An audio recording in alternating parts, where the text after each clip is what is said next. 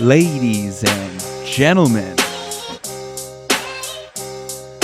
welcome back.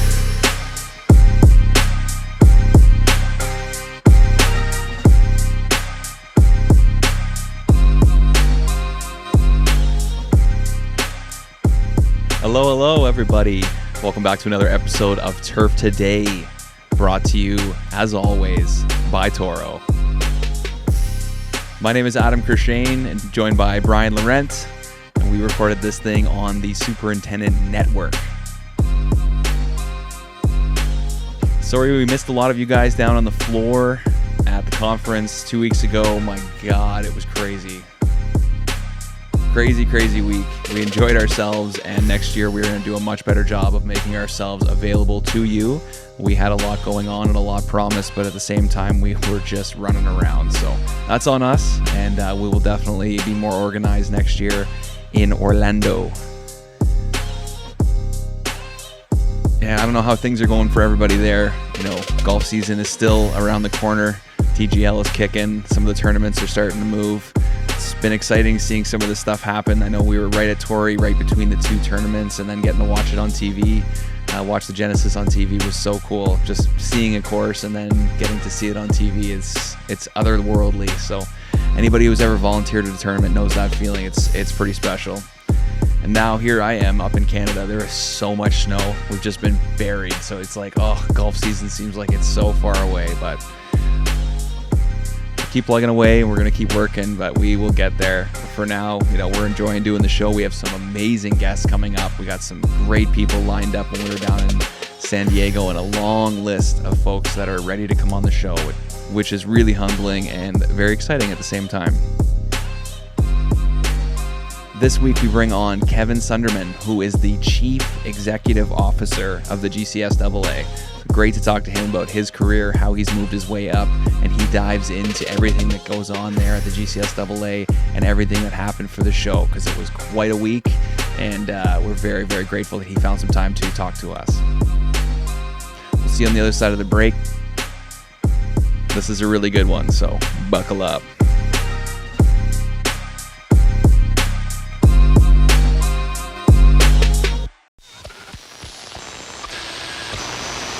Turf Today is brought to you by Toro. Innovation is a word that companies use a lot, but what does it really mean? For Toro, it's about more than chasing the latest fad. It's about understanding what's important to you and helping you solve challenges you face in your day-to-day. So whether you want battery power that lasts longer or technology that works smarter, you can count on Toro to keep you ahead of the game. Visit Toro.com and see how Toro is always solving and always evolving. Hey, buddy. What's up? Boys are back. Welcome. It's good to be back. Look at us connecting right away. No Oh, audio man. issues or anything. I had to pull this stuff, put it all back together. I'm like, it's not going to work. First shot, bang. What's going on? My computer updated a couple of days ago, and I've had a couple issues with a few of my different applications on it. But yeah, man, this one was knock on wood. Got right in. How does it feel being back at home? Feels good, man. Feels good. Although the weather's not as nice as it was in San Diego. No, that's definitely like one thing we're missing. Yeah, I was gonna say, you sent me that picture this morning. Looks like you got a little bit of snow cover, huh? Yeah, me and my son were out there for a good hour and a half, which was always fun. We did shoveled our driveway, our neighbor's driveway, and then we did our backyard too. So it's been a busy morning, and it's still snowing. There's still more coming down. So Oh my gosh. always Is it something. mandatory to have a snowblower? Yeah, most places we don't have a garage, so we've lived here 7 years. I've always just hand shoveled it. Yeah, no, absolutely. Just got to wake up like an hour earlier, right? And go out and get it done.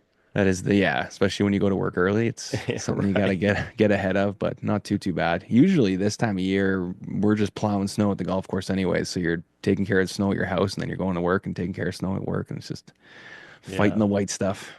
Yikes. I don't know. Yikes. Did you guys not Right. get some down where you are? It was passing all the way through. We had a little bit. We actually had thunderstorms. I was blown Oh, away. Yeah, we had thunderstorms. I mean, literally, what's funny is we got the new stuff from Flash Weather that we were able to look at, and I literally pulled it up. We literally had lightning strikes within we probably had six of them within a mile of our house. I mean, Wow. there was one. We were laying down. It was over the weekend. I was laying down and we were watching a show and all that. And just looking out my window, I literally saw one that looked like it was three houses over. I mean, it just it hit right next door. My son was doing some stuff on his phone, and he comes downstairs and he's like, it's like, Dad, I literally felt that. He's like, I feel like I got electrocuted through my phone when that lightning hit next to us. He's like, my Whoa. hand is tingling a little bit. Like, holy moly. So yeah, no, we didn't get the snow, but we got some electricity in the air. It was nuts. Not used to that in February. No, that's different. That's definitely Yeah, different. definitely different. So what fresh off our San Diego trip, what stands in your mind? What stands out for you from a couple days or almost a week out in San Diego? Yeah, it seems like it was two parts. Like having the golf tournament out at Torrey was sort of the first leg of the trip, and then going downtown and being right in the heart of San Diego and the conference center, all the bars, all the parties and everything was kind of like the second leg. So I have really good memories and highlights from the golf tournament. We met so many great people, and obviously all the sponsors, including Toro, that were involved was phenomenal. And then moving downtown and getting to do everything with the conference and the trade show and all the different parties and stuff down there. I really enjoyed all of that. So it was two special, different kind of trips in one, and a lot of highlights from both. So I really enjoyed myself. It's taken me a week to recover from the trip, and I'm definitely looking forward to Orlando next year.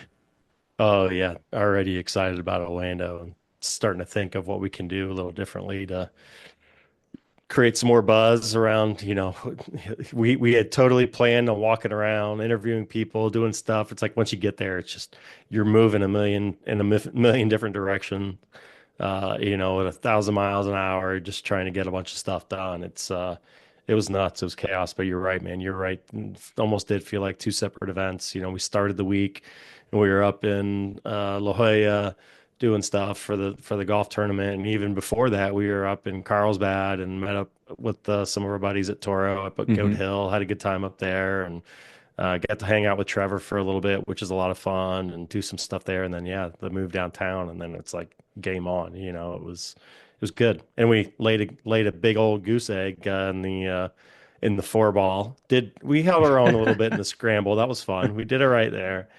But yeah, man, it was a lot of fun. Got to play some nice golf courses there. It was really unique hearing how lucky we were to be playing Del Mar. We were out there. We had Absolutely. what do we have? Probably 200. They had to have had close to 144, 200 players or whatever at Del Mar that day. And the caddies were telling us they get 30 players a day out there. It's just super exclusive. And here we are coming in and taking the course over. It was that place is unreal. Oh yeah, and they had the music going, and there was, Yeah. that beer carts everywhere and stuff. Like they did a really good job with that one.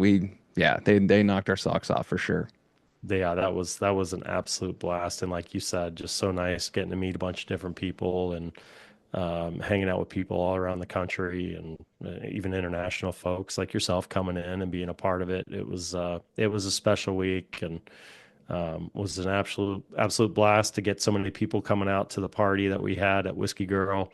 Was blown away by the turnout. I think I had planned on 100 about 150 RSVPs, and we probably exceeded that by 100. I think going through the drink ticket count, I think we had probably closer to 250 people show up. Yeah, I was gonna Uh, say you gave out more than 150 drink tickets, that's for sure. we did. We gave out a lot of drink tickets. It's one of those things where you come in with a plan and then all of a sudden you get bombarded and that plan just kind of goes out the window. And, I always default to, making sure people have a good time and are, Yeah. and are there, mingling and meeting one another. I always feel bad for those at those events. And I try to make sure whenever I talk to some friends before the event, it's like, look, I will apologize in advance. It's going to be a busy night.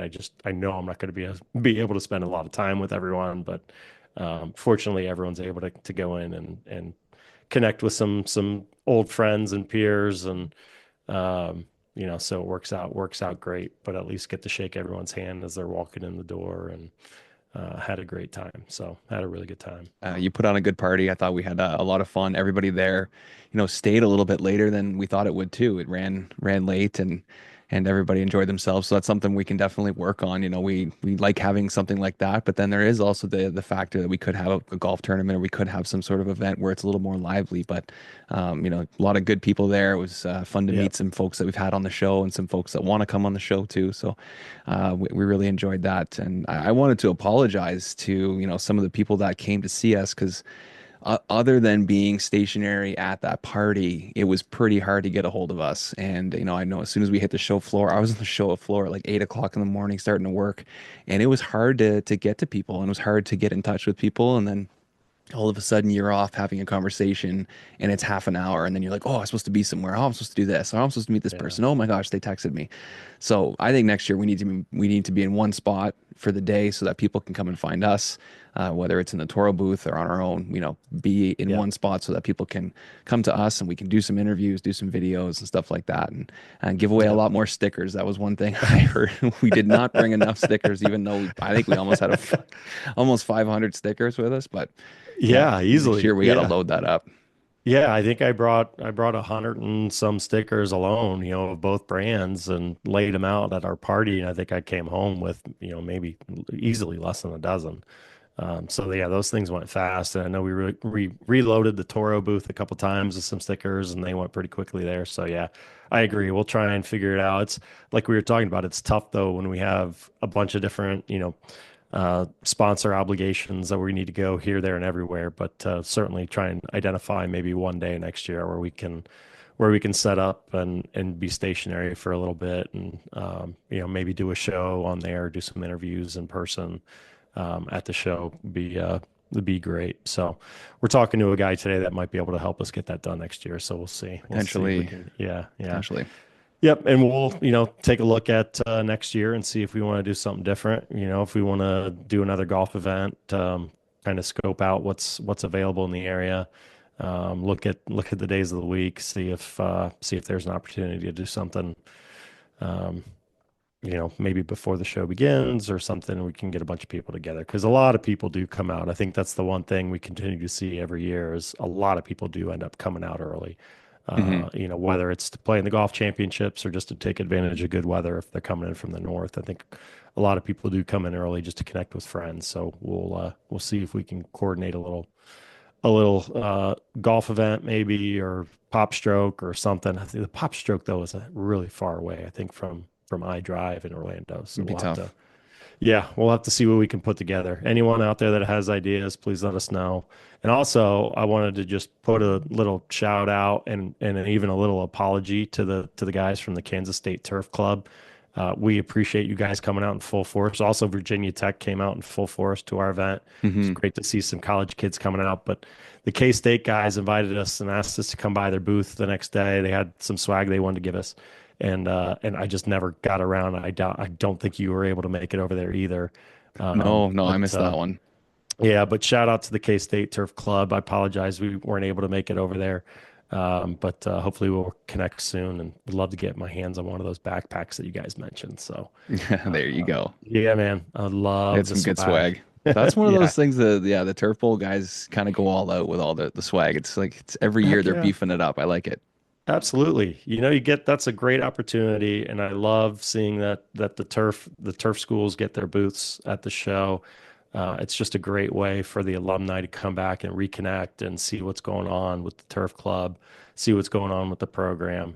It's a great opportunity for the students to go and really see firsthand what this industry is all about, be able to see all the people, network, and then obviously the turf bowls, such a great activity there for them to get involved with. And was actually talking to a couple of guys. We were thinking like, why don't we do an alumni version of the turf bowl? Get alumni, get some current superintendents, and get some alumni teams together and see how they would do on the turf bowl. I think that'd be fun. See if we could get a couple of those It'd be together. like you have to mash it up, Turf Bowl and Beer Fest, so that the guys could drink the whole time. Just go event to Yes, event. yes. Well, the guys that I was talking to were saying, they'd probably have an option on each question to say not applicable to what we actually do every day. So it's just one Right. of those Yeah. things. You know what I I'd be actually thought curious to was see how that would go. yeah, you know what I thought was really cool the way they do this, and maybe I missed this one in the past, but they didn't really announce any winners or tell anybody how they did throughout the day, right? It was kind of like, oh well, we'll see what happens. Oh well, put all the answers in and we'll find out. And then they bring everybody back the next day to announce everybody. So I thought that was really cool. I was talking to a few of the kids at the bar, and they're like, we don't know, we have no idea. And the one guy's like, oh, we did well, and the other guy's like, oh yeah, we'll see, you know. So Yep. Yep. it is cool that they kind of bring everybody back and do it all together. I mean, that's probably the best way to do it. Yep, absolutely. No, it's cool. The closing ceremonies are always a good time, and there's always so much anticipation for the announcement of the results of that turf bowl. And once you see the announcements, you see all the alumni on Twitter and Instagram or wherever just going nuts and Everybody's sharing how bragging, whether yeah. yeah, it's it, that's it. Penn State defends or whatever it is. It's so cool the pride that people have in their alumni. It's a blast. Yeah, I love it. It seems like something that's getting bigger. I know when we talked to Yep. Cam, he said the Yep. students are really putting a lot of time and effort into it. So it seems like it's something that's just keep getting bigger. So Yep. an alumni Absolutely. event could be something we pull off. You never know. Oh man, that would be so much fun to do an alumni turf bowl. That would be Mhm. awesome. That would be awesome. There's some guys out there right now just nodding their head, going, "Oh, I want some of that." Yep, yep. Kyle Frederick, Chad Durrell, you guys are the brains behind that. So you guys have to spearhead the Ohio State team. Just saying. There you go. Everybody get Yep, to wear their colors calling them out. again. That'd be fun. Ye- Heck yeah, absolutely, absolutely. We'll have to ask Kevin if they can put that in the mix for next year. Yeah, it's a good idea. Have Yeah, they said is 2027 going to be back in Arizona? I have not heard. I think potentially New Orleans.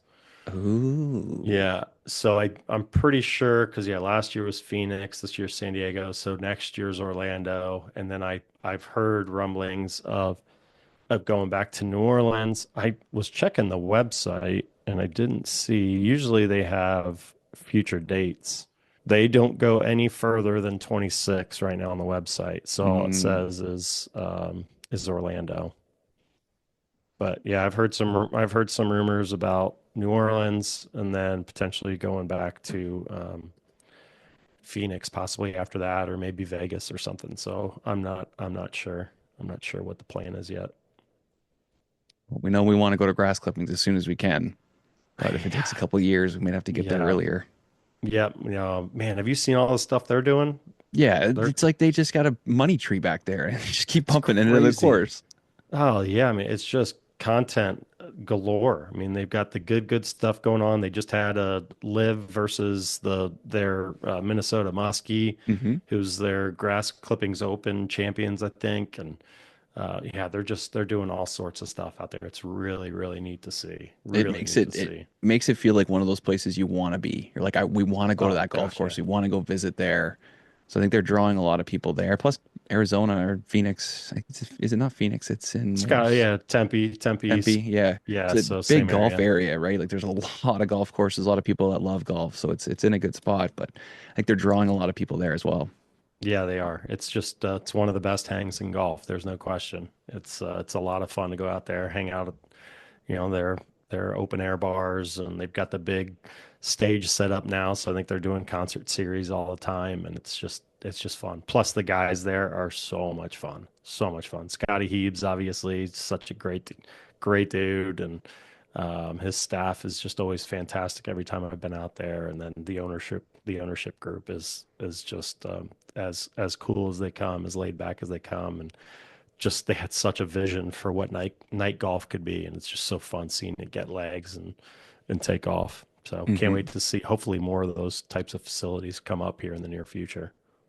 Yes, yeah, you need them all over, and just the Yeah, culture too. Like their logos and their yeah, swag, all the stuff they do, their videos. Like yep, it just makes you want to be there. You're like, yep. what are we And the missing fact out right now? and they're supporting superintendents. Yes, They're doing yes. great things for superintendents. They've already started uh, contributing to the GCSAA Foundation to help, further this industry. They're in talks with a couple other organizations that I know of that are helping to draw more people into this industry. So, uh, you know, the combination of a great time, a great place, and then obviously then supporting this industry and promoting superintendents, you just can't go wrong. Can't go wrong. Not at all. Yep. Yep. So hopefully, maybe we get a standalone event out there sometime where we Oh, that'd just be good. invite a bunch of people to come out and do another. The best ball or the scramble event that we had out there was just so much freaking That was fun. So perfect. The way you set that up yeah, was money. I'd love to do yeah, that again, yep, yeah. We'll see if we can especially for the work something out. belts. You have to do the belts again. The belts were a home run, man. The belts were a home run. Oh yeah, So those are so cool. yeah, I felt bad. I ran into Mike, who was our first champion. I ran into him on the street and yeah, just didn't recognize him right away. And finally, he's like, "Oh yeah, he's like, yeah, Mike, won the championship last year." Oh my God, yes, of course he did. We were talking. I'm like, why didn't you bring the belt? Why didn't you just wear the belt around the trade show the entire time? That should be mandatory. We're That gonna make should it be. mandatory. The Yeah. next time we do an event and you win a belt, you have to wear it on the show floor. Yeah. Or carry it around your shoulder, however you Or feel. yes, absolutely, absolutely. Yeah. And like a tournament, I always think about the teardown. Like everything leaving that show, Oh, they do so much to build up to it. And it's like, hey, get out, yeah, you know. yeah. It's exactly right. It's exactly like a tournament. It takes them however many days to get set up, and then, you got to get the stuff out in 24 hours. It's just freaking chaos. And it's Chaos. so much signage too. There's signage everywhere. Right? Yeah. Right? It's a great event. It's great. I saw the recap. Mike Strauss sent the recap from the show, and all the numbers were up.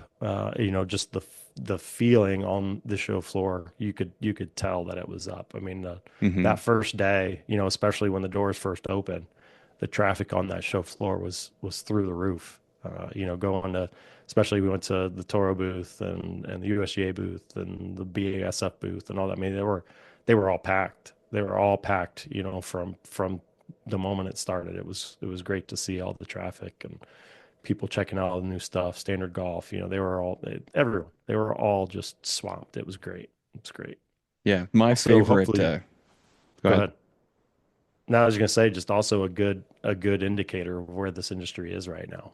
Hopefully, people with budgets and money to spend, and they're looking at all these new tools that can help them out there. So hopefully, that sign and seeing so many people on the floor and um, you know, looking at all these new tools, hopefully, it's a good sign indicator where we are. Yeah, it seemed like more people were working than previous Yep. years. Like it seemed like guys were kind of just looking around last year, and then even the year before when we were in Orlando. I know it was kind of after COVID and things like that, and like you said, people don't have the kind of budgets. So guys are kind of more or less just walking around handing out cards and things. What I found there was a lot more interacting this year, and you just hear conversations of guys saying, "Oh yeah, we could definitely get one of those. We could use one of those, or maybe we could trade up and get something like this." And it Yeah. just seemed like there were more people kind of engaging with the companies and the products that were out there, and some exciting things too. Like there was so much buzz about that Toro prototype roller. Holy shit, that thing could Yeah. absolutely change the game. And one, Yeah. I was kind of over there batting my eyes at it. One guy's like, "Oh yeah, you think it's that nice?" And I was like, "Man, I would retire and just ride this thing every day." Like Right. it was so nice. Got the joystick. It just looks so smooth. Obviously, it hasn't been tested or anything like that, but man, and you keep bringing products out like that, and then the excitement and the buzz and stuff for people. It's pretty cool. Yeah, there was actually business being done on there.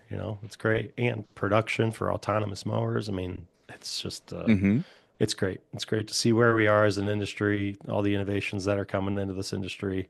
Technology is obviously changing the game and all these new tools that integrate with other tools. And it's just it's great to see. It's really great to see, giving data to these superintendents to make decisions. It's great. And that data is so important to have, especially now. A lot of guys obviously still do a lot of stuff by feel, and that's great. It is. It's an art and a science.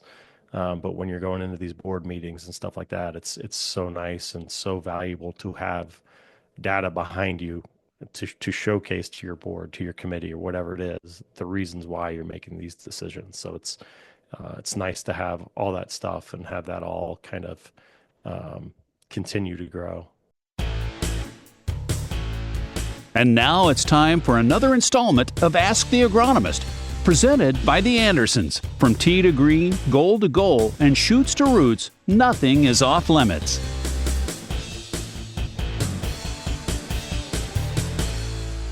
Ask the Agronomist with Ben Pease and the Andersons. And today's question comes in from somebody who wants to remain anonymous, which is exciting. So, yeah, you can ask a question and remain anonymous if you would like. They ask, it's pre-emerge time. What are your suggestions for teas and greens? Ooh, yeah, that's a good topic. We could spend the whole hour on that if we really had to, but we can boil it down to a couple things here. Teas. So if you're not using bent grass, it's and other cool season turf, we could use a mesotrione product. So we've got fertilizer plus mesotrione. And what that'll do is you're not have any effect on any of your divot mix germination going forward, because mesotrione doesn't stop turfgrass seedlings from germinating. So that's an advantage of using, yeah, mesotrione in an area where you are maybe trying to get regrowth even a month or two into the season. Bent grass or warm season grasses, we can use Barricade or Dimension products. I think Barricade's used more in the southern market than Dimension, but either is a good option. But like I said, in contrary to mesotrione, it will stop germination from anything in your divot mixes because Dimension or Barricade stops turfgrass seedlings as well as weed seedlings. So that's a little bit of a downfall there. But fertilizer plus herbicide products are pretty good.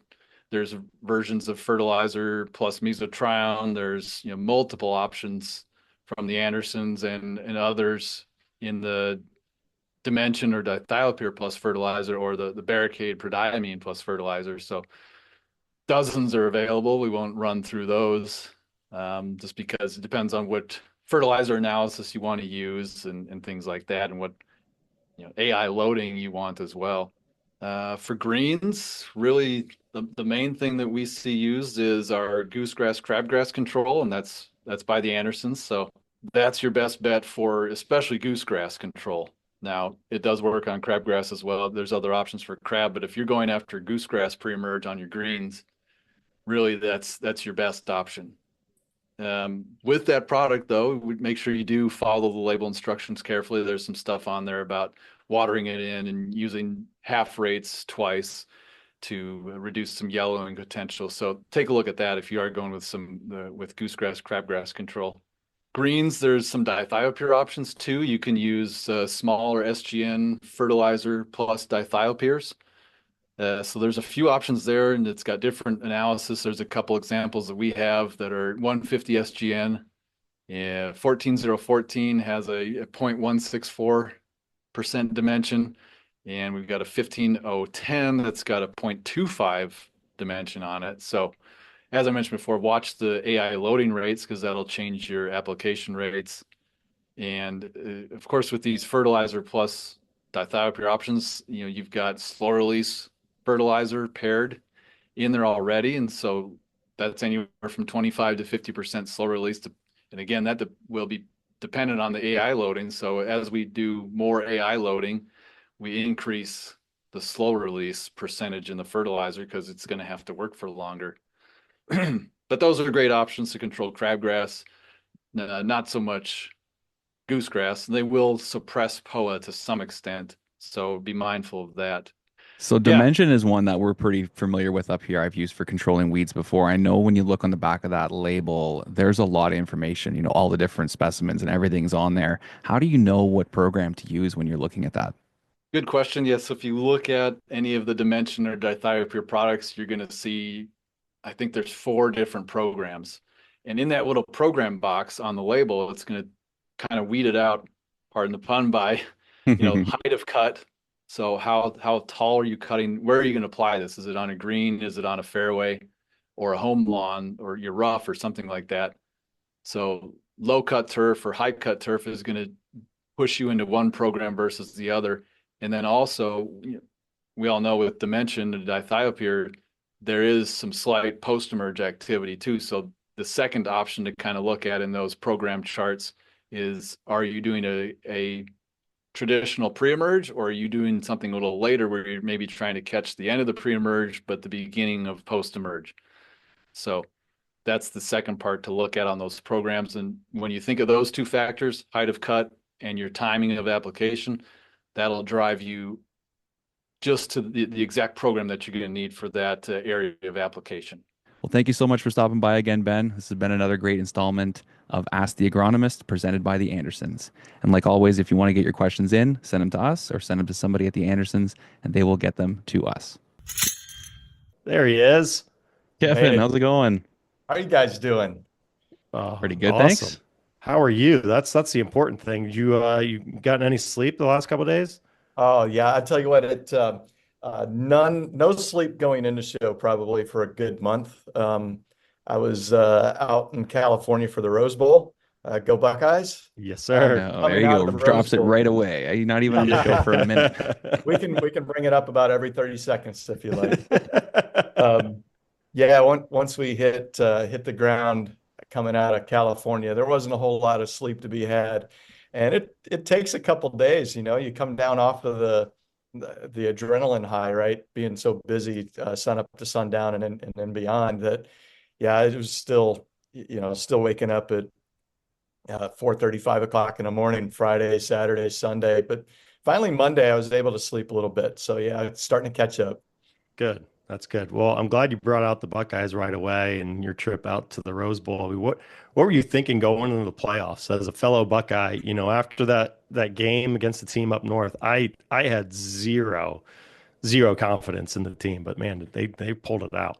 Yeah, I think I was probably right there with you. It was pretty discouraging coming off of that game against the team up north. To know how much talent that we had on both sides of the football and then just to underperform the way that the team did. I shouldn't say the team really. I mean, it was a game plan. It's easy for me. I know nothing about coaching football, nothing Right. at all, but I can easily say that game plan was horrible. Um, nothing like not leveraging all of your talent and advantages and just, working to your opponent's strengths as opposed to your own. But yeah, I was concerned. I was afraid of morale, both on the coaching side as well as the player side. Were they just going to throw in the towel? Tennessee was talking a lot of smack. There was a lot of that really ugly orange color in the horseshoe. Um, the field goal posts were evidently there was already a plan to get him in the Olentangy, right? All of that stuff. It's like, oh man, they came out, laid down the hammer, and I think that's the best thing that could happen for Buckeye Nation and especially for Ryan Day is for them to be able to come in and run the table the way that they did. So good to be a Buckeye fan right now. Yeah. I would throw out the disclaimer though. I am not that guy. I'm not that guy. I know there's a lot of passionate fans for a lot of passionate programs. I try not to be that guy for Ohio State. I love the Buckeyes. I love watching the games. I'm going to cheer for them, win or lose. But ultimately, I'm proud to be a Buckeye alum. My life does not change whether the Buckeyes win or lose. At the end of the day, it's a game. I'm not rubbing it in on the opponents. I'm not talking smack. I'm just enjoying it for the sake of enjoying it. And this year I'm gonna soak it in a little bit more. Absolutely. You're not one of the guys running down the street carrying the goalpost then.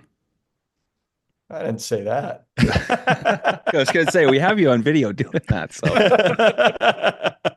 What's funny? My brother went to Ball State his freshman year.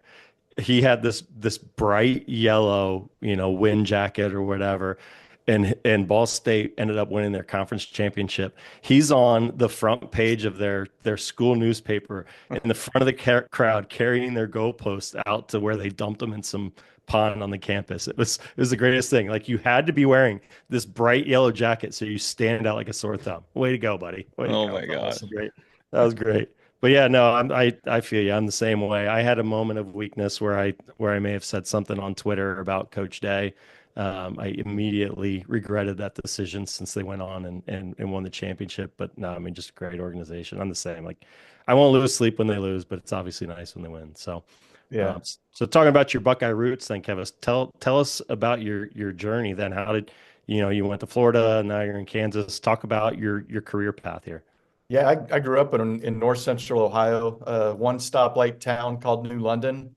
New London's just north of Ashland, or a better landmark would be probably about 30 miles south of Cedar Point in Sandusky.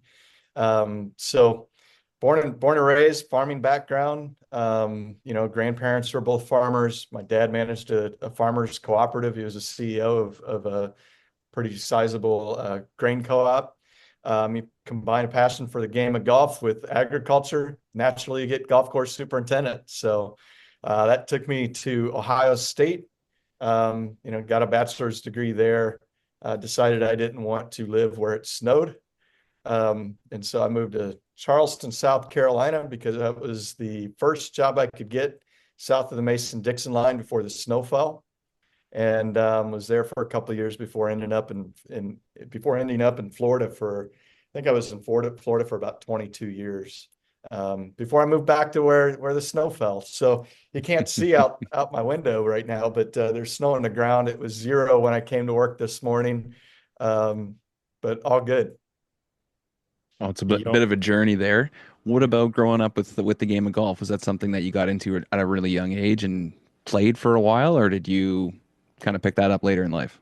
Yeah, no, I picked it up pretty young. My dad, who also graduated from Ohio State, he had a PE class, which was golf, when he was a student there. So he learned to play golf.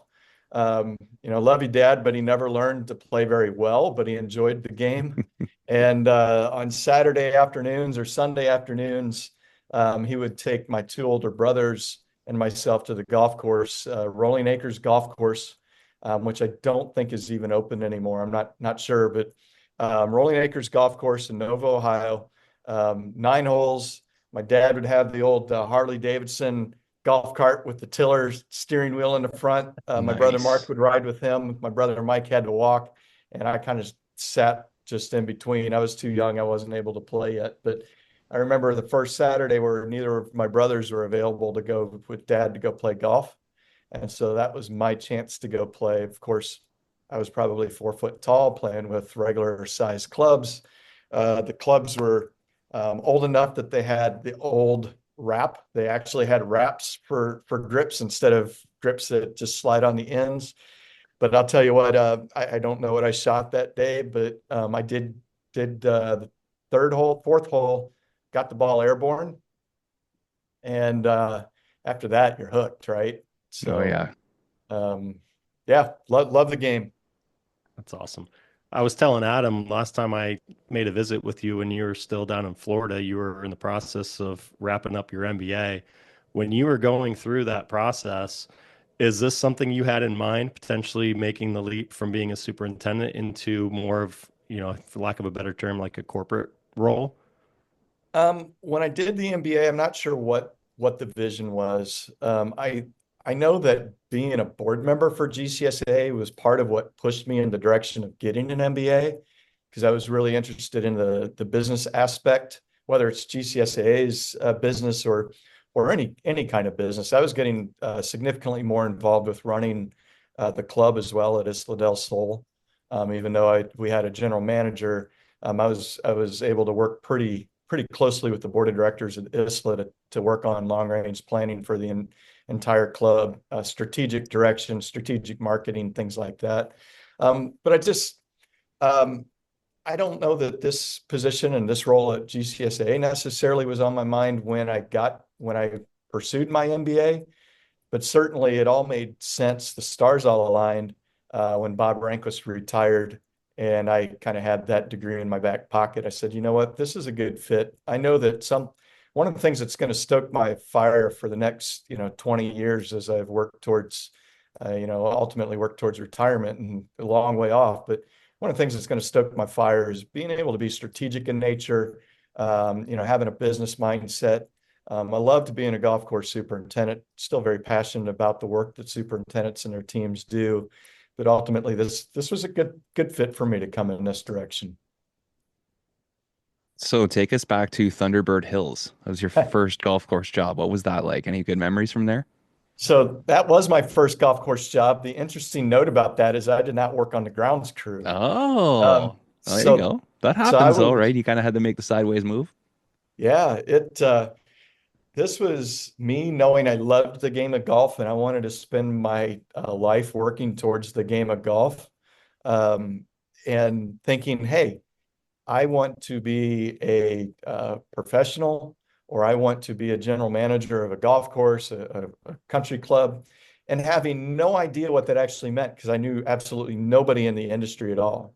But Thunderbird Hills, it boasted a top 100 golf shop year after year. It was a public facility, but it was located halfway between Cleveland and Toledo, and they had a really well-built, stocked golf shop. And keep in mind, this is before the days of PGA Tour Superstore and Golf Galaxies and all of that. So if you lived in Cleveland or Toledo or anywhere in between, and you were getting ready to take a vacation somewhere warm, and you wanted new clubs, wanted a new bag, wanted new clothes, new shoes, there weren't a lot of places to go outside of ordering online from, well, actually not ordering online because the internet wasn't really there yet. So catalog ordering, right, from like Golfsmith. There weren't a whole lot of options. So I got a job there, and it was a lot of retail job throughout the day, as well as doing carts at the end of the day, parking all the carts, doing that kind of stuff, running trash, tapping kegs, you name it, cleaning bathrooms, you name it. I did it. Took tee times. That was an experience, but just knew I wanted to be in the game of golf. I didn't even know that the profession of being a superintendent existed. But yeah, I worked there for over a year before making some sideways moves into working in agriculture because it paid better. Before then ultimately ending up back combining the two and having the career path that I took. I was gonna say, was the big epiphany when you shot 141 as a freshman? Was that when you realized like maybe golf pro is not the path? So I did shoot 141 as a freshman. That was our conference championship. I was either the fourth or fifth player on varsity. Granted, it was New London High School. We were a small school, country golf course, played our home matches at Millstone Hills in New London, Ohio. But ultimately, I mean, I don't know what my handicap would have been. We didn't track it then, but I was a low 80s shooter, when I was a freshman in high school. And I was looking forward to our conference championship played at Ashland Brookside.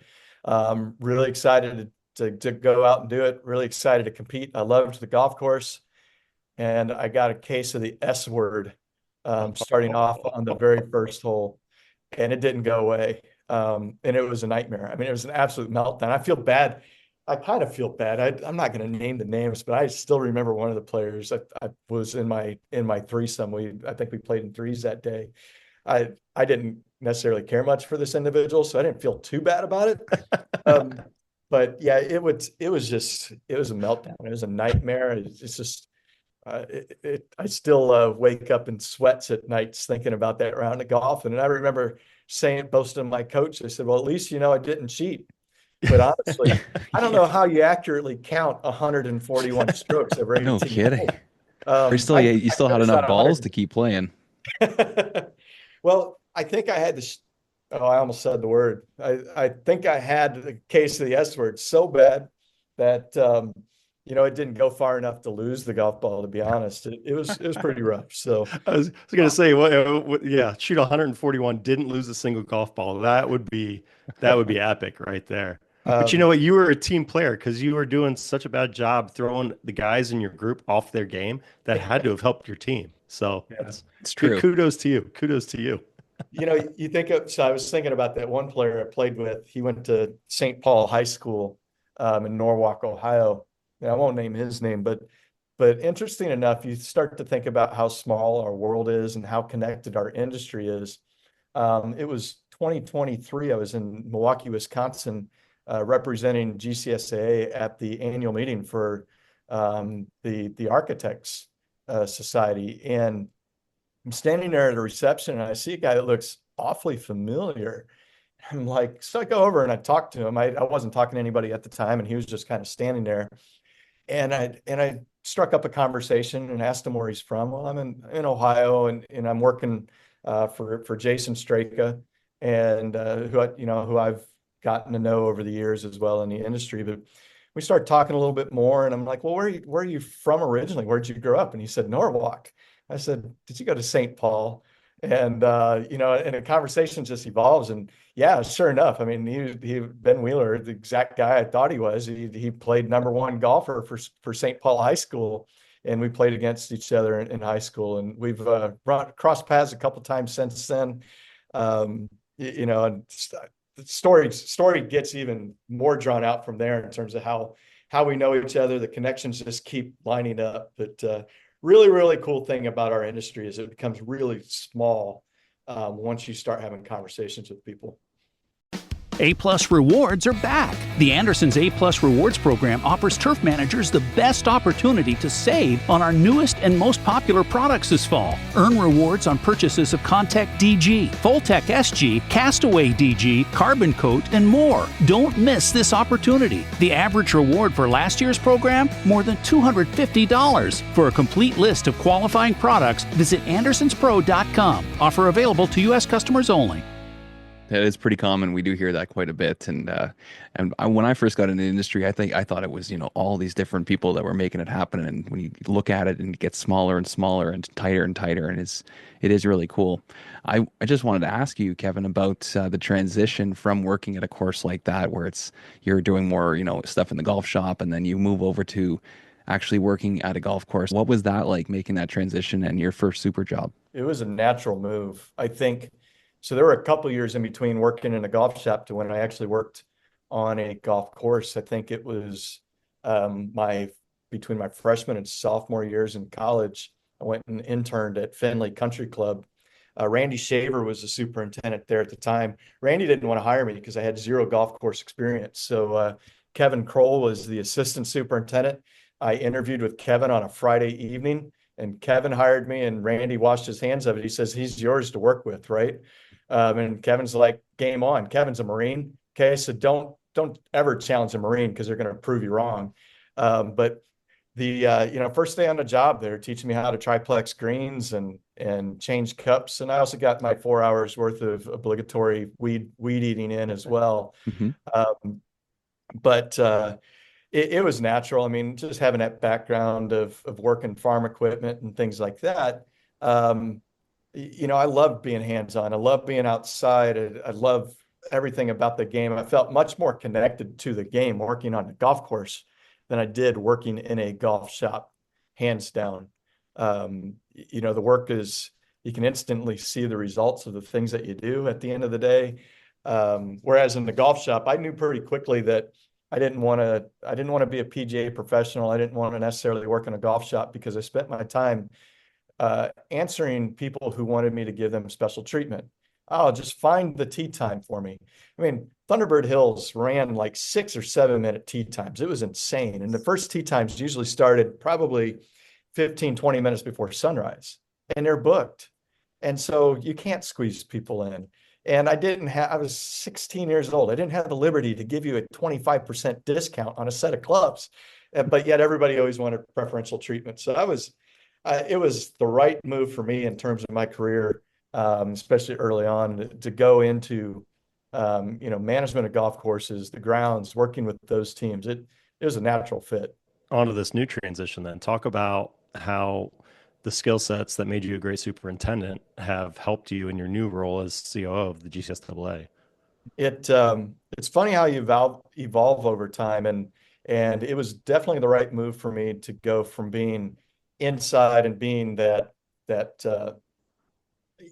customer service oriented person early on when I was, in my late teens and early 20s to move towards a golf course, because that's where I developed a lot of the people skills just over time, working with crews, working with members, reporting to greens committee chairs and board presidents. And that really ramped up when I got involved with the Florida West Coast chapter, and then ultimately the Florida Golf Course Superintendents Association.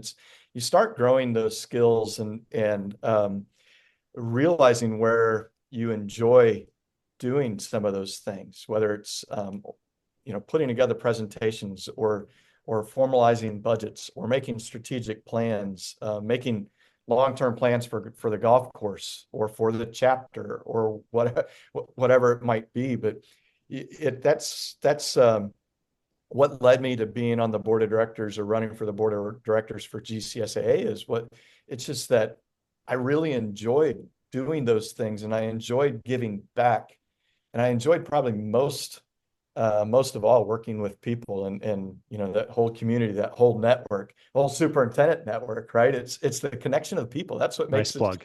Nice so plug. Yeah, you can go ahead and Venmo me that for the plug too. You got it. You got it. But I think about where I had evolved in and where my skill set had grown as a superintendent and what I was bringing to Isla del Sol. Um, the things I loved most about my job when I ended up leaving Isla um, were people and projects. Okay, it was working with people, whether it's the people that I was bringing into the crew and working with the crew to develop, whether it's assistant superintendents, equipment managers, or that young guy or girl that it's the first time they ever set foot on a golf course, and teaching them about the game, teaching them about what we did, and not necessarily how, but why, because the why is always what makes the light bulb go off. But working with people on that aspect, as well as I mentioned, I had the opportunity to really get involved strategically with the club, long range planning, not only with with the golf course, but the infrastructure, the projects. Whether it was more important to build a deck off the a cantilever deck off the north side of the clubhouse, hanging over the beach, or more important to redo the driving range and practice facility. I mean, having those conversations, being able to work across our membership to figure out what the right moves were for the club, as well as how to market the club, not only for the current members, but moving forward. Those things, that fuels my fire for sure. And just thinking strategically about what's going to move the needle with the people we're trying to serve, and whether it's at the club level or with GCSAA, what moves that needle. And people and projects, I love it. And I have more people and more projects than ever before now that I'm working for GCSAA. Take us through that decision of actually leaving the golf course, because that couldn't have been easy. And I don't know if that was your decision or somebody kind of plucked you out of there, because now you're sitting in an office and traveling and things, and you're not out on the golf course every day in your cart. So what was that decision like for you? So I was about 4 months away from the annual meeting where most likely would have been elected president. I was running unopposed. I was already nominated to be president for GCSAA. I was sitting in a restaurant with Red Evans, who was in town for a meeting, and we were talking about the incoming year for when I was going to be president, and where are we going to hold board meetings, and what are some of the things that we want to focus on with the board, with the association. And interesting enough, Bob Rehnquist had just recently retired. When I say recently, it probably was only 1 or 2 weeks in the rear view. I mean, it was pretty recent, and there hadn't been a lot of discussion or thought put in terms of how to backfill Bob's position as chief operating officer. And while Rhett and I were having conversations about what the next year was going to have in store, there was always this, we'd start talking more on operations as opposed to board level things. And I think over the course of dinner and a meeting in the hotel lobby, that it seemed a light bulb kind of went off for both of us that, hey, you know what, this could be a good fit. And then it's a question of, oh, geez, I need to go talk to Melanie. Melanie's my wife, and I need to go talk to Melanie because I don't know what she, number one, would think about relocating to Kansas. Number two, I had spent some time I working inside and not being on the golf course and not having that hands-on approach to my job. And it wasn't when I did it, I was in my early 20s and totally different career path outside of the game. I was a stockbroker. But knowing that, hey, that wasn't a good move for me. I didn't respond well to not having that tangible part of my job. And talking with her through that to see, hey, have I evolved enough? Have I changed enough that this would be a good fit? And she actually gave me the confidence to know that, yeah, you're not the same. You're not the kid you were when you're in your early 20s. You've changed and your skill set's changed and your comfort level's changed. She says this is the perfect fit for you. You should pursue it. But it is a leap of faith. While I knew GCSA very well from a member standpoint, and I'd been to show a million times. I had taken the education. I was a grassroots ambassador. I'd been a national golf day. I had done best management practices. I mean, I was a consumer of everything that we do through GCSA. Plus, I knew the board and business side of it. You think, it's easy, and you're going to step in day one, and you're going to hit the ground running. But let me tell you, when you spend 20 years in your career as a director and an expert over the things that you're responsible for. I mean, nobody at Isla del Sol knew my business better than I did. Nobody knew the grounds. Nobody knew those things better than me in terms of what needed to be done and how to operate. And I come in an organization now that, we have 18 different departments. And every department has a director, and those directors are subject matter experts.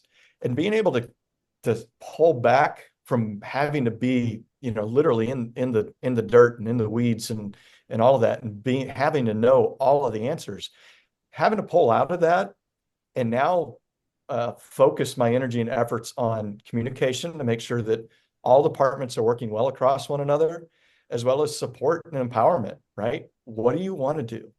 And what do you need to do? And how do we make sure it gets done? How does it fit in the business plan for GCSAA? How can we make it happen? And it took a little bit of evolution. Took some learning to figure out where and how I could be most effective. But I think ultimately, the team could feel my sincerity behind really wanting to make each and every one of them effective, wanting to make this organization successful towards serving our mission. And our mission revolves around our members.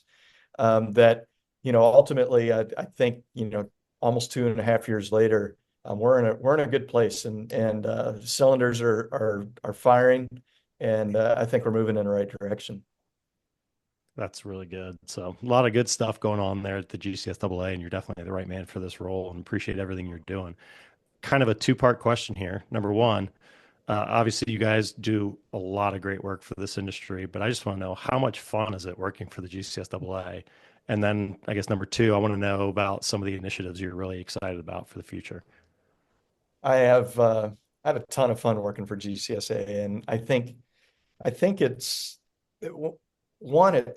because there's great people here. If you've ever had a chance to either come to headquarters or engage with our team somewhere, whether it's here at headquarters, certainly we had over 11,000 people engaging with our team last week in San Diego.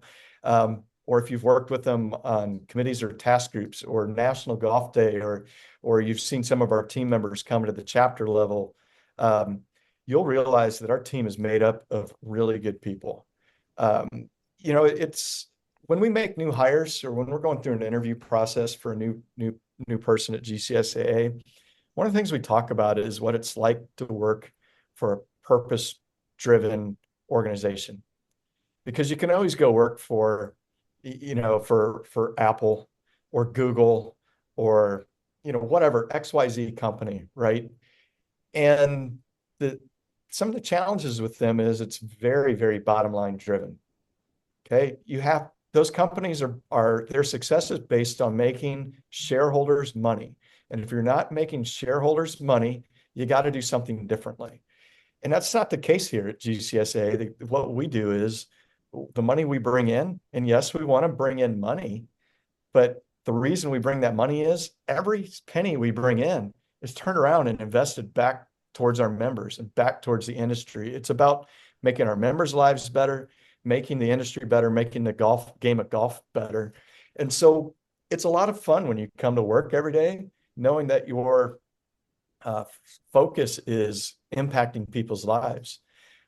We talk about it all the time, whether it's in our monthly all-team meetings or our weekly department leadership meetings.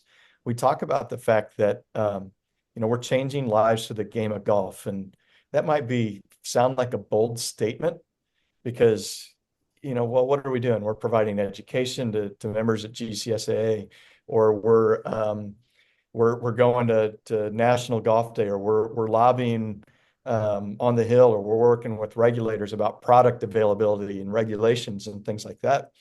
But at the end of the day, the things that we're doing changes lives. Hopefully the whole intent is to make sure that we're making our members' lives better, whether it's directly through the work that they do or indirectly by helping them increase their wages, find better jobs, get them better recognition amongst golfers and owners. So it's a lot of fun when you come to work and you're making an impact. I think about when the hurricanes rolled through, and I was working with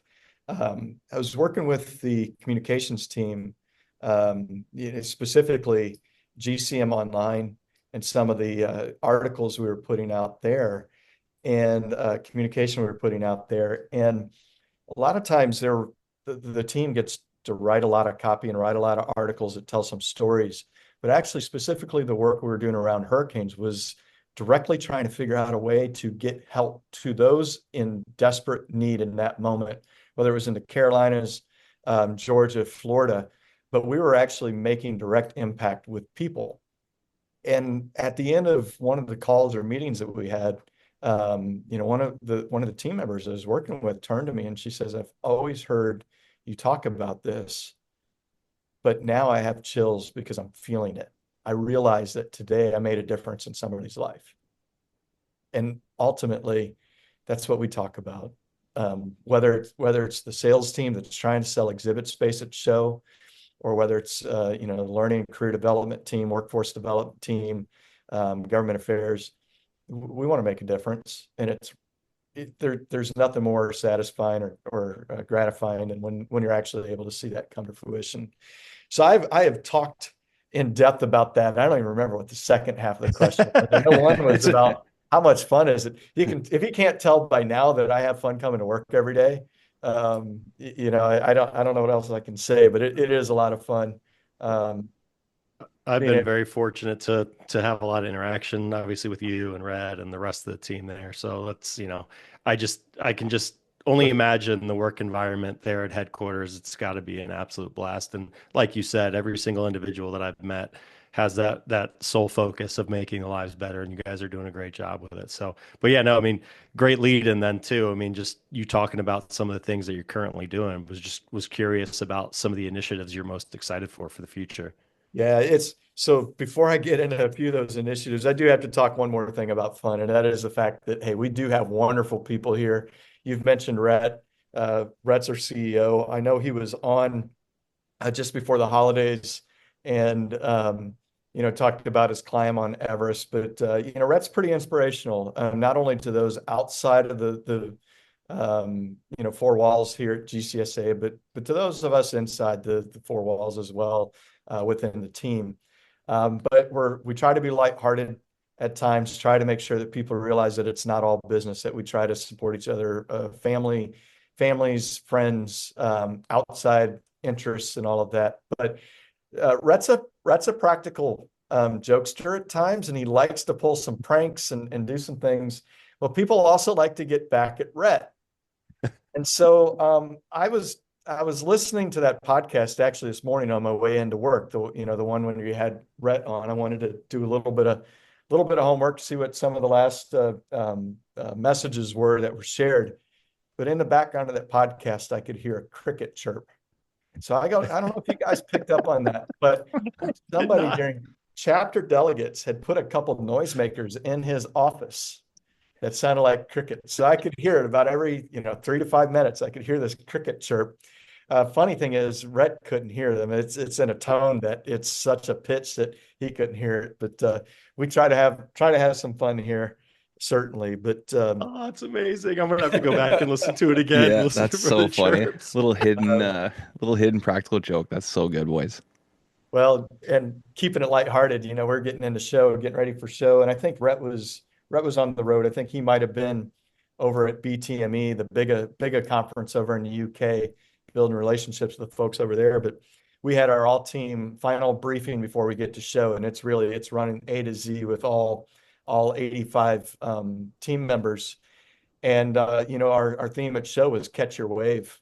Try and just play fun on San Diego, get people excited to get out of the cold and go to San Diego. And hey, San Diego's a big surf town. Well, it was 6 degrees that morning, and trying to pick up where Rhett would normally be. I showed up late, and I'll say late with quotation marks, to the team briefing because I was carrying a surfboard and I was wearing board shorts and flip-flops to get the team totally stoked go to San Diego and have a good time. But those are just the things that we like to do, is just make sure that everybody's having fun and really excited about the work that we do. But the work that we do, though, a lot of big initiatives. And GCSA is a big ship. It's a big animal, and sometimes it takes a little bit of time to get some things to fruition. So there's things that we've been working on and talking about since I was even a board member that are about to come to fruition here over the next year, and some of them already have. But when you think about the work that we try to do and the things that we do at GCSA, we always first rely on our member needs survey. Every year we take a survey of our members to find out, hey, where are we hitting the mark? Where are we missing the mark? And what are your biggest challenges that you face? And I can tell you, first and foremost, several years running now, the number one item on that list has been labor, right? And I don't think that's a surprise to anybody. It's been labor. And so one of the things that we did to address this is we felt like it wasn't enough just to have labor fall in under our learning and career development department, because when you think about that department, that's focused a lot on really development of our members, but it's not necessarily workforce. So a year and a half ago, we started a new department called First Green and Workforce Development. Now, I think a lot of the listeners will be familiar with the First Green program, and that's our was STEM education. It's now STEAM education program, where we connect with local schools and youth programs, bring them on the golf courses to teach them valuable skills, around science, technology, engineering, arts, and math, using the golf course, right? Well, First Green it's a community program. We're just trying to build relationships with communities and do something good for kids. But number two, it is a pipeline. We're planting seeds with kids that, hey, golf's a pretty cool sport, and it's also an opportunity for you to have jobs. But sixth graders working on golf courses is probably not going to happen anytime soon. But we brought this in, First Green. It used to be a chapter program, or worked under the chapter umbrella, but we created our own department, First Green and Workforce Development. And that workforce development's key. It's about building relationships with other groups and being on the offense, about making connections with outside groups to let them know about careers in golf, and to be able to provide them a pathway of, hey, you want to work in golf? You never worked on a golf course. You're a high school kid, you're a college kid, you're a military veteran, you're retired, you're in between jobs, whatever that is, wherever you are in life. If you have an interest in working in golf, being able to take you, talk with you, learn about what makes you tick, and figure out where you plug in, figure out where your future could be in the industry. And so through these efforts, we've developed what's called a career pathway, and we're connecting the dots, slowly but surely, but we're connecting the dots from somebody's first day on a golf course, which could be as early as being a student with First Green, or being an FFA student, or maybe a recent high school graduate. But being able to connect those dots every step of the way, and providing somebody a pathway from day number one to the next step, to the next step, to the next step, all the way up to becoming a certified golf course superintendent, if that's where the path takes them. And as you can imagine, that it takes a little bit of time to be able to plug in all the education, all the next steps. And trust me, GCSA isn't the only provider, and we want to work with other providers to figure out where they can leverage and fit into these fit into these various steps along the way. But we're trying to be able to provide that pathway, that guidance, and that engagement across people who would be fulfilled with a career in the game of golf. So career pathways is being developed. Step number one is what we're calling a greenkeeper level. As you can imagine, greenkeeper level is that entry level. Most of us who ran golf course grounds crews, we often call our entry level employees greenkeepers or operators or groundskeepers, something along those lines. And we're working on, we'll be rolling out later this year the skill sets where we feel that this is a level one greenkeeper, and being able to help superintendents train to those skills, give them a roadmap on how to train employees to be competent, both in skills as well as knowledge, to being a competent greenkeeper. So then they can take that and use that as their stepping stone to the next logical point, which could be an experienced equipment operator, or it could be a foreman or an irrigation tech or spray tech, but starting to connect those pathways. We're rolling out training videos in May. May has 31 days last time I checked, so I'm not sure if it'll be May 1st or May 31st, but we've got our first series of our video training series that will be greenkeeper focused, rolling out. That will be, accessible by all of our members to be able to take and train our crews. And if you think back in the day of the VHS tapes, I think a lot of us that have been in the industry for a while remember some of the VHS tapes that were out there. I think there were DVD versions as well later on.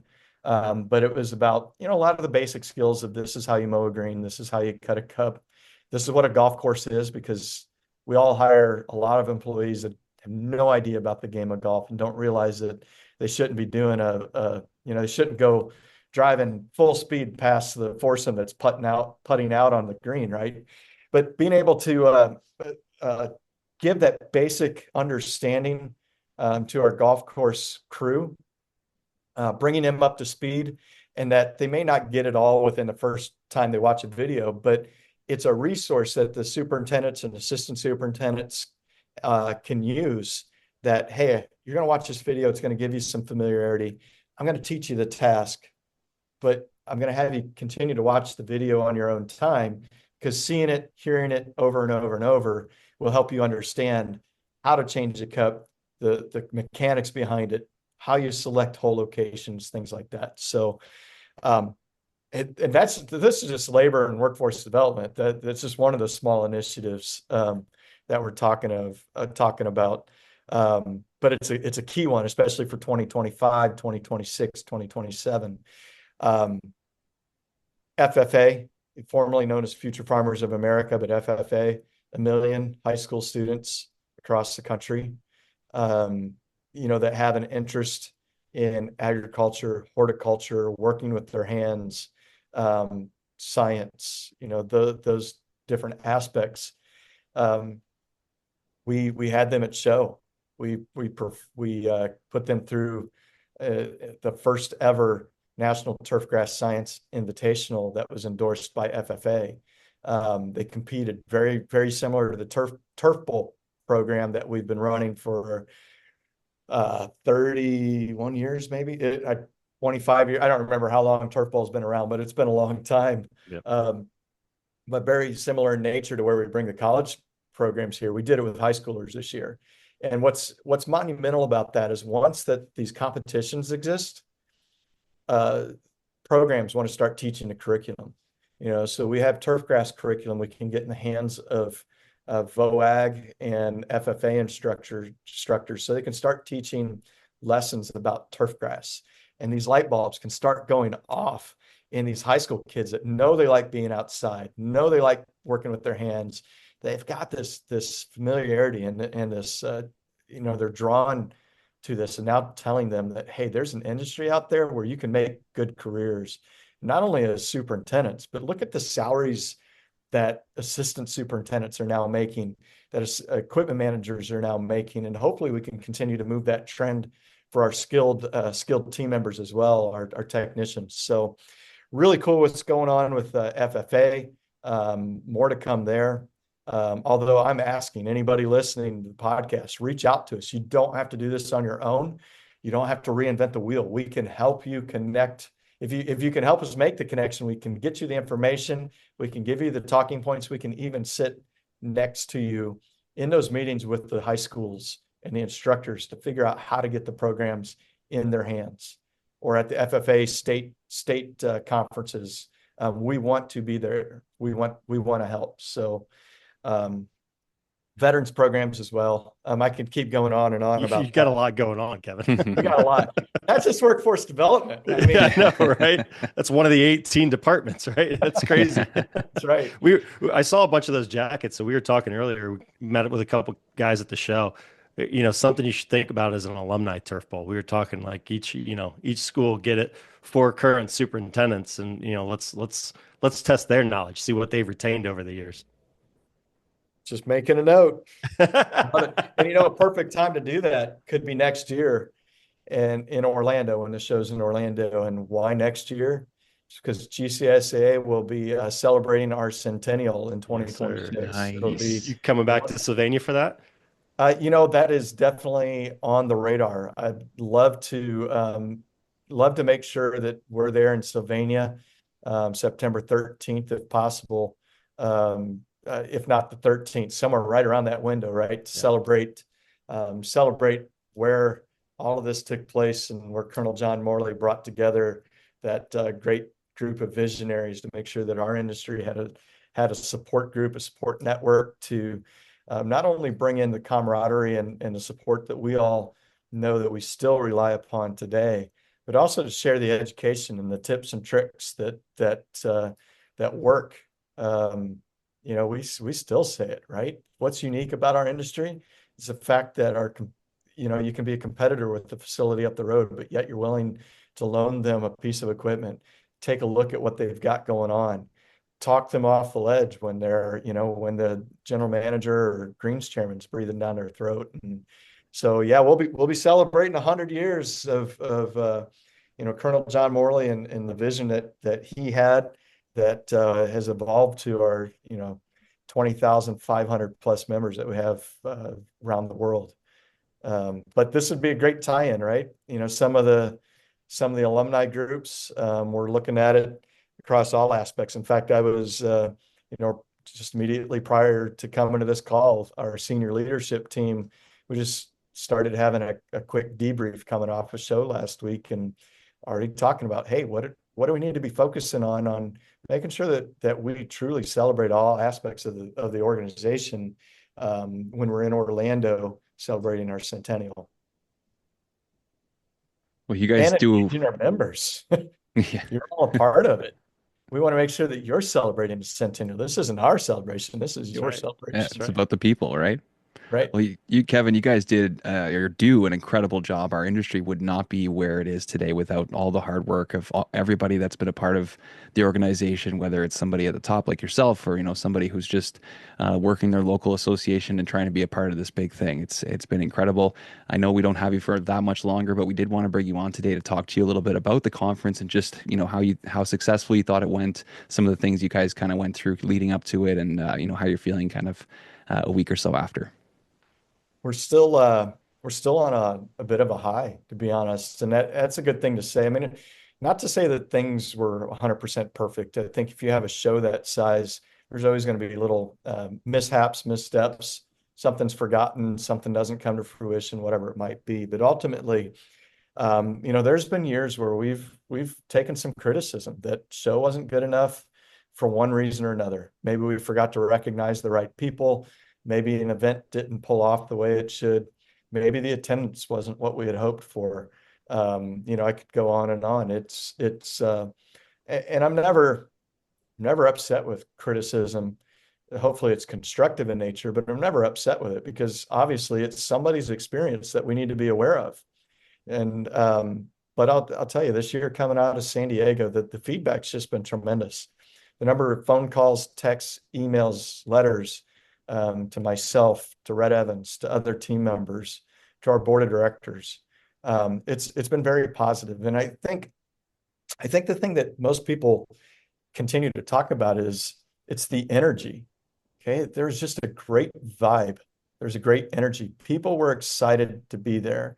And we don't take for granted the fact that, hey, you just have to have a show. Everybody should come to show. You have to be there. If you're not there, you can't do your job. And the reality is you don't have to come to show. You choose to come to show.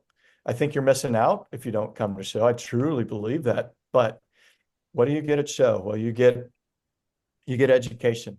Well, you can consume education at your local chapter. You get our industry partners often provide their own educational outlets. You can take education online. You can take it through your extension agency. So not trying to tell people don't come to show, but the reality of it is you can get your education elsewhere. You talk about the trade show. Well, if your vendors and salespeople are doing their jobs, they should be talking to you about these things at home. They should be bringing the equipment by to demo at home. They should be bringing you the information about the new product hitting the market, whatever that might be. And so you can learn about new products, whether it's online through email campaigns, marketing campaigns, or salespeople coming by. And even the networking thing, a bit of that does happen at home. But there's only one place that our entire industry, not just domestically, but the world, our industry gets together, and that is at our annual conference and trade show. And I think just bringing it all together is the experience that you're missing if you don't come. So do you have to be there? No. You can be a successful golf course superintendent or assistant equipment manager without coming to show. But do I feel like every single person is better served by being there? 100%.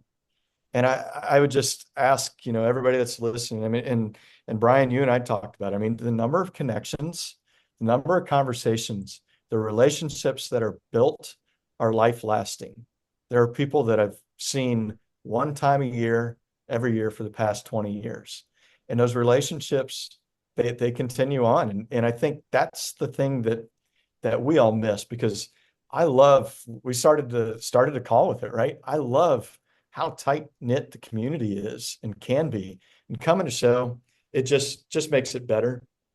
I often get the comment, I'm not the social butterfly. I'm not the type A personality. I'm happy to sit back at my course and just do my own thing. But I challenge everybody, get outside of your comfort zone, go do it, and you will be rewarded time and time again. And if you don't know anybody, call me. I'll make sure that we solve that. And I mean that. Call me. We'll figure that one out. And the one other argument we get oftentimes about show, especially, I know San Diego is not a cheap place to travel to, but it's, well, my club doesn't pay for it. And my first question is, have you asked? And who did you ask? And how did you ask? Because if you just make the assumption, you're doing yourself a disservice. You should be able to go in there with conviction saying, I need to be here. You want me to act like a professional? You want me to be the best golf course superintendent I can be for our facility? You need to support me, and you need to send me to show. And I tell you, most people that manage or own golf courses, whether they're a general manager, an owner, a board president, a board greens chairman, they are business people. And if you make your case, they're going to have a hard time saying no. So I oftentimes feel like people just assume they're going to be told no. Same thing with dues renewal or getting their assistants or equipment managers signed up to be members. I think they just assume they'll be told no, when in the reality of it, the amount of money they're going to spend for membership dues or even to travel to show is a fraction of what they spend over the course of the year. And they'd be better off if they made that investment in themselves and their team. Yeah, there's no question. It's a great investment for personal and professional development. So absolutely, everyone should go. I know we're running out of time here, Kevin. It's your episode. We want to give you the floor. Is there anything else you want to chat about before we have to hang up? I would just say that if you can't tell, I'm passionate about GCSA, passionate about our members and the organization. I can tell you our staff's every bit as passionate. And I can tell you that my experience over the past 2.5 years, especially, is a lot of people have great ideas. And a lot of times they're sitting there saying, why isn't GCSA doing this? Or, a lot of times there's other providers that are doing things that are in tandem, or maybe not in tandem. They're I don't want to say competition, but they're very similar to things that we're doing at GCSAA. And rather than do everything in a vacuum, I'm urging the industry to have more conversations on how we can better do this together, because I believe that we're all better together. So if you're having that idea, why isn't GCSA doing this? Well, maybe we are, or maybe we haven't thought of it. So call us. Let's figure out how we can do it better together. Or if somebody else is out there doing it, great. Let's figure out how we can complement each other rather than compete with one another. Because the game of golf is awesome. The game of golf changes lives. It impacts people. And without the golf course superintendents and their team, we don't have the game of golf. Our members, our teams are essential to the game, and we're not shy about saying it. So let's figure out how we can do it better together. That's awesome. I know I can just tell you quickly, we've had a lot of people reach out to us and ask us for training videos. So the fact that you guys are doing that is huge, and that's something we can just push and say that's something you guys should be a part of. Get your GCSAA membership, and then you can have access to all that stuff, because I don't think anybody's watching those old VHSs anymore. If they are, they're pretty grainy. I think a lot of things have changed. It's certainly like looking at the uniforms and clothing that everybody was wearing at the time. Oh, yeah. Even the equipment, right? How far has the equipment come along? Oh, yeah, it's crazy. It's slightly outdated. Awesome. Well, Kevin, this has been fantastic. I appreciate you jumping on and spending some time with us this morning. Always great to see you, and look forward to seeing you in Orlando, if not sooner. I appreciate the invite. I appreciate the work that you guys do as well. I mean, we talk about community and connecting people, and appreciate what you're doing there to make that happen. And like I threw out there before, let's figure out a way to keep complementing and collaborating, and we'll keep making our industry better one day at a time. Absolutely. Love it. Love it. You got 5 days before Red Evans finds out that you guys put something in his office. So I don't know. I can't wait to figure out what his retaliation is going to be. It's so good. So good. Can't wait to listen back to that. Yeah, it's funny. Awesome. Well, go get to your next meeting, Kevin. Again, thank you so much for your time, and we'll chat soon. Appreciate it. Thanks, guys. Thanks a lot, Kevin. Take care. Yep. That's so funny. I'm so glad that nobody told us about that, because I wouldn't have been able to keep a straight face. No, I would have been listening the entire time. Turf Today is also brought to you by Flash Weather AI. And right now, for a limited time, you can try Flash Weather AI's premium service for free. Head to our link on our link tree on our Turf Today Instagram, where you can get essential weather updates for free. Plus, access our full suite of predictive weather intelligence right now. Head there, sign up, and start tracking weather. Flash Weather AI. Oh, man. I guess maybe we didn't pick up on it. Maybe we did. And it was just like, hey, there's a cricket or something like that. And I didn't hear it. I legit, like, as soon as we hang up, I'm going to go back and I'm going to listen to it. That's fantastic. So I think it's so funny. Like, yeah. Well, that's why I asked them that question, right? Because, obviously we talked to Rhett. We've interacted with a lot of people within the organization, and they're extremely passionate about what they do. They're extremely passionate about this industry. They all have the people of this industry in mind. And I can just tell the work environment there would just be such a blast when you get that many people together with that much energy and that have the personalities that they do. Just have to imagine that it's just an absolute blast each and every day there. God, what a place to work. Yep. Yeah, it's not too bad. And like you said, they get criticism. Yeah, they would. Yeah, I mean, every organization is going to get criticism. We get criticism about what we do. I mean, that's just the nature of how things go. But at the end of the day, their heads and hearts are in the right place. And like you said, I got this all the time too when I was running associations. There are so many people that have ideas and all that kind of stuff. And at the end of the day, as a member of an association, you are going to get out of it what you put into it. So if you're sitting on the sidelines and saying, well, why aren't we doing this? Why aren't we doing that? Speak up, go attend a meeting, volunteer for a committee, whether it's at your local or the national association. Jump in and get involved, because that's the only way you're gonna implement change, is if you are involved. Again, you're gonna get out of it what you put into it. So don't, definitely don't sit on the sidelines. Get out there and make your voice heard, and be a part of the change if that's something that you think needs done.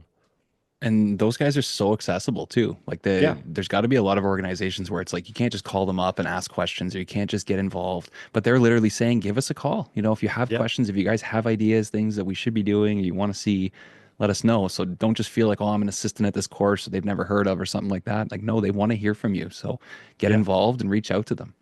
Yeah, they're, obviously they've got staff of 80 some people there in Lawrence, Kansas, but there's also board members. There are several I can't remember the exact number, but there are board members kind of sprinkled throughout the country. There's the GCSAA field reps that are through different regions throughout the country. So there's a ton of different ways that people can get in contact to the association, and again have their voice heard. So they're extremely accessible. They're extremely open to listening to ideas. So again, I mean, if you see something that you're thinking of that you want to see done, reach out. It's that simple. We didn't talk about the Eagles yet. We have not talked about the Eagles. We have not. They won me That's some fun. cash, buddy. They Did won me they? some Attaboy. cash. Nice. Yeah. Nice. Yeah, I hit send on the Eagles just a little bit before the game, and I immediately regretted that decision. But man, did it work out well. Oh yeah, it paid off for you. It was good. I heard Vegas made so much money because most people bet on Mahomes and on the Chiefs and stuff. So I think they made just a bucket of money out there. Yeah. I mean, hard not to bet on the Chiefs. I mean, just, such an explosive, dynamic team. And the Eagles just came in and just punched them in the mouth. I was not expecting that at all. Not at all. Nor No, was I thought Vegas. no. All the scripts you were hearing about, it was going to be a tight game and things like that. So yeah, the Eagles just ran away with it. And Jalen Hurts, there was still, a lot of controversy and people thinking he couldn't do it and stuff like that. And his interview after, he just walks up to the cameras. Is that what you want to see? I didn't see that. That was it. Yeah, he had this huge chain on with this just big diamonds and everything. Is that what you wanted to see? That is outstanding. Yeah. No, it was great. I mean, that defense, the way they were attacking Mahomes as soon as he got the ball, if he was in the pocket for 3 seconds, someone was on him. They were all over him. Yeah, it was fun to watch. It was a great game. That was a great game to watch. So yeah. Now we go without football for another 6 months or something. So it's it's all hockey, till they hand over the Stanley Cup, and then it's all golf. Yep. So we've got NHL wraps up in April usually, right? I think the June is when the Stanley they go Cups. that long? Oh yeah, it's a long playoffs. Yeah. Well, I'm a Blue Jackets fan. We never make it past April. Oh, so yeah, I kind of yeah. think that's when the season ends. So That's right. That's usually like that up here in Ottawa too. But yeah, we've got a chance of making the playoffs this year here in Columbus. So we'll see. Yeah, it's been good. And last night we watched the first game of the Four Nations Cup. Canada won in overtime against Sweden. That was pretty exciting. Nice. So we'll get to see the rest of that. Some of that stuff might get finalized before this episode comes out. So Nice. Well, Yeah. my son informed me last night that there's a PLL box league, so professional lacrosse. Said they've got a lacrosse league, so I'm gonna have to go check that out because that's been something fun. My son started playing last year, and now I'm hooked. Oh yeah, It's the most entertaining sport I've ever seen. So we much have fun. we have a team here in Ottawa. It's rough. Those guys. yeah. Oh my gosh! And when they fight too, it's just two guys. It's just a street fight. Like they're not on skates or anything, and they're barely wearing any equipment. Yeah, very few pads. It's crazy. I watch, again, our kids play. My one son is a goalie, the other son's attack.